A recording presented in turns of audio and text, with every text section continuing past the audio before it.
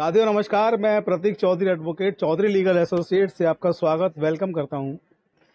आज का वीडियो बहुत महत्वपूर्ण होने वाला है उन आरटीआई एक्टिविस्टों के लिए, उन आरटीआई कार्यकर्ताओं के लिए जिनको कि आरटीआई का आवेदन देने के बाद से जान से मारने की और तरह तरह की धमकियां मिलती हैं। तो ऐसे में ये बड़ा सवाल है कि वो क्या करें, कैसे अपने आप को सुरक्षित करें, कैसे धमकी देने वाले के विरुद्ध कार्रवाई करें और क्या कार्रवाई करें, कहां पर करें और उनके अधिकार क्या हैं। तो आज का वीडियो बहुत महत्वपूर्ण, बहुत इंपॉर्टेंट होने वाला है। आप लोग बने रहिए चौधरी लीगल एसोसिएट्स पर।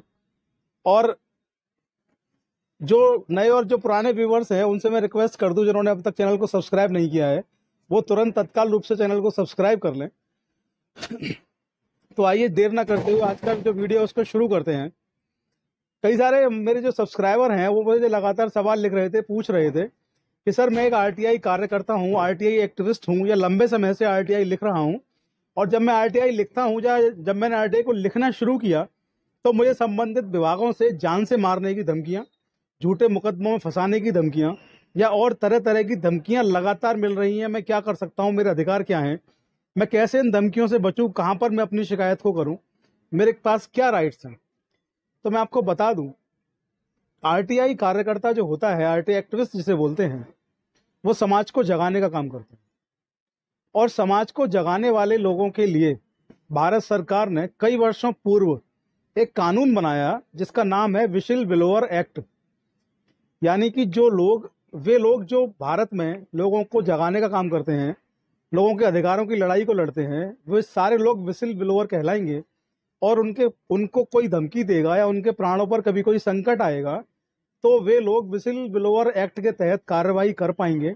संबंधित जो लोग धमकी दे रहे हैं या झूठे मुकदमे में फंसाने की कोशिश कर रहे हैं उनके खिलाफ कार्रवाई कर पाएंगे और अपने प्राणों को सुरक्षित कर पाएंगे। तो अगर आपको कोई दे रहा है धमकी झूठे मुकदमे में फंसाने की या किसी भी तरीके से आपको जान से मारने की या कोई भी धमकी आरटीआई में आपको दे रहा है, तो आप सबसे पहले अपने नज़दीकी पुलिस थाने में जाएं।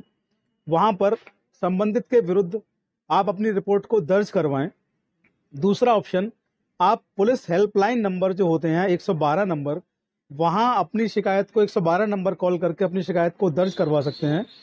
आप मुख्यमंत्री या प्रधानमंत्री पोर्टल पर अपनी शिकायत को दर्ज करवाएं कि संबंधित व्यक्ति जान से मारने की धमकी दे रहा है। आप चाहें तो न्यायालय भी जा सकते हैं।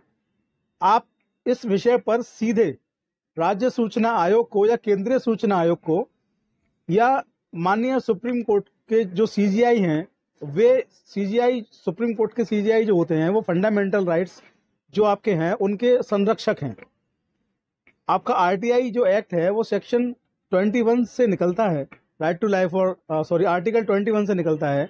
यानी कि राइट टू लाइफ और लिबर्टी जो है इंडियन कॉन्स्टिट्यूशन का, उससे आरटीआई गवर्न होता है, वहां से आरटीआई की शुरुआत हुई है। तो आप देश के सर्वोच्च न्यायालय के जो मुख्य न्यायाधीश हैं सीजीआई, उनको, राज्य सूचना आयोग के जो सबसे बड़े कमिश्नर हैं उनको, या केंद्रीय सूचना आयोग के सबसे बड़े जो आपके कमिश्नर हैं उनको, इन 3 जगहों पर आप इस विषय में लिख करके शिकायत दे सकते हैं और अपनी सुरक्षा की मांग कर सकते हैं और जो आपको धमका रहा है उस पर कार्रवाई की मांग कर सकते हैं।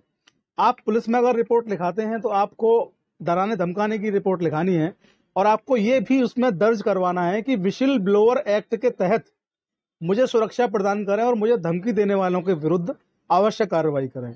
यकीन जानिए, उस दिन जिस दिन आप ये कर देंगे उस दिन के बाद संबंधित कोई भी व्यक्ति जो आज तक आपको धमका रहा था, आपको दोबारा से धमकाने की हिम्मत नहीं करेगा, आपके ऊपर कोई हमला कराने की हिम्मत नहीं करेगा और आप स्वतंत्र रूप से निर्भीक होकर के समाज में रह पाएंगे, जी पाएंगे और संबंधित व्यक्ति के विरुद्ध कार्रवाई होगी और वो अपनी जेल जाएगा, जमानत कराएगा।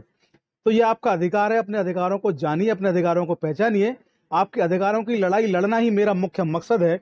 मैं हर उस आदमी की लड़ाई लड़ने को तैयार हूं और लड़ भी रहा हूं जो समाज का पिछड़ा और गरीब और वंचित तबका है। उनकी लड़ाई लड़ने को मैं 24 घंटे तैयार हूं। मैं और मेरी पूरी टीम इसमें लगे हुए हैं।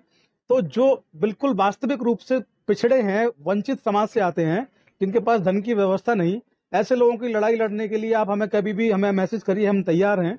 बाकी जो लोग सक्षम हैं वो सक्षम, जो उनके जो आसपास के एडवोकेट्स हैं वहाँ फीस चुका करके उनकी मदद ले सकते हैं, क्योंकि हमारे पास इतने संसाधन नहीं कि हम सब लोगों की मदद कर पाएंगे।